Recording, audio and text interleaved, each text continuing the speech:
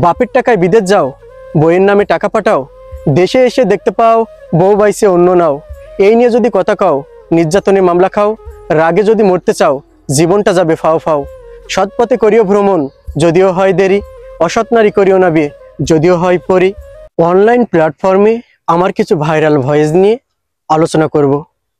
আমি যখন এই অনলাইন প্ল্যাটফর্মে কাজ শুরু করেছিলাম, আমি এত সুন্দর করে ভয়েস দিতাম বা আমি এত সুন্দর কথা সাজিয়ে ভিডিও তৈরি করতাম, আমার ভিডিও মানুষের কাছে যাইতো না বা আমি যে ভয়েসগুলো দিতাম মানুষ শুনতো না। তার কারণে আমি একটা বছর এই অনলাইন প্ল্যাটফর্ম থেকে দূরে সরে গিয়েছিলাম। কিন্তু আমি যেখানে যে কাজই করেছি না কেন, এই অনলাইন প্ল্যাটফর্ম আমাকে ডাকতো। এমন মনে হইতো, তুমি হাল ছেড়ো না, তুমি দূরে সরে যেও না, তুমি এখানে ভিডিও তৈরি করো, একটা সময় তোমার ভিডিও মানুষ দেখবে, তোমার ভিডিও মানুষ ভাইরাল হবে। আমি কখনো আত্মবিশ্বাস হারাইনি। সেখান থেকে ফিরে এসে আবার আমি ভিডিও করা শুরু করি। আমার কিছু ভয়েস এই অনলাইন প্ল্যাটফর্মে ফেসবুক, টিকটকে এত বেশি জনপ্রিয়তা পেয়েছিল, যে এত বেশি ভাইরাল হয়েছিল যে আমার দুই একটা ভিডিওর মাধ্যমে সারা বাংলাদেশে একটা পরিচিতি আমাকে এনে দিয়েছিল। ঠিক যেমন আমার প্রথম একটা ভিডিও ভাইরাল হয়েছিল, বাপের টাকায় বিদেশ যাও, বইয়ের নামে টাকা পাঠাও, দেশে এসে দেখতে পাও বউ বাইসে অন্য নাও। এই নিয়ে যদি কথা কও, নির্যাতনের মামলা খাও, রাগে যদি মরতে চাও, জীবনটা যাবে ফাও ফাও। সৎ পথে করিও ভ্রমণ, যদিও হয় দেরি, অসৎ নারী করিও না বিয়ে, যদিও হয় পরি। ঠিক ভাই, এমন কিছু ভয়েস এই সোশ্যাল মিডিয়াতে অনেক বেশি ভাইরাল হয়েছিল। দুই একটা ভিডিওতে আমার সারা বাংলাদেশে একটা জনপ্রিয়তা এনে দিয়েছিল। তখন আমি মালয়েশিয়ার মাটিতে ছিলাম বা মালয়েশিয়াতে ছিলাম। মালয়েশিয়া থেকেই এমন ভয়েসগুলো নিয়ে আমি কাজ করতাম। ঠিক তার পরপরই আমার আরেকটা ভয়েস এত বেশি ভাইরাল হয়ে গিয়েছিল যে যেমন, সুখের বাজারে গিয়েছিলাম সুখ কিনতে, আমি গরিব বলে কিনতে পারিনি, তবে খালি হাতে ফিরিনি, কষ্টের দাম কম ছিল, তাই মন ভরে কষ্ট কিনে এনেছি। ঠিক এমন ভয়েসগুলো মানুষের কাছে পৌঁছে যায়। মানুষ এই ভয়েসগুলো নিয়ে ডাবিং করতো বা অনেক মানুষ এটা নিয়ে মুখ মিলাইতো।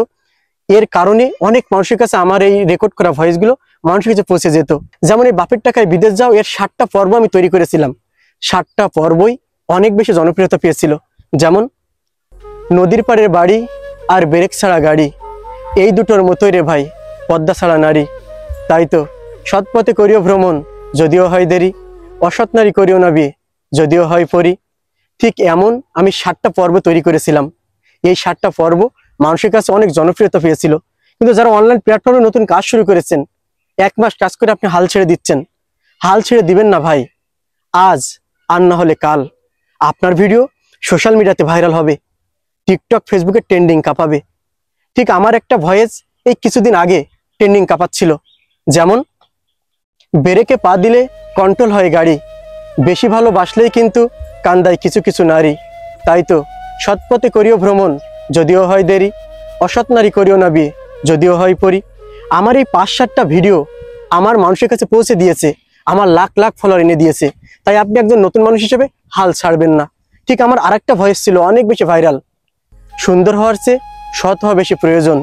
একটা কথা মনে রেখো, মানুষ সৌন্দর্যের কদর করে কয়েক বছর, কিন্তু সততার সম্মান মৃত্যুর আগেও থাকে, এমনকি মৃত্যুর পরেও। তাই ভাই, নতুন যারা অনলাইন প্ল্যাটফর্মে কাজ শুরু করেছেন, হাল ছাড়বেন না, হাল ধরে রাখুন, কাজ করুন, সফলতা একদিন আসবে ইনশাল্লাহ।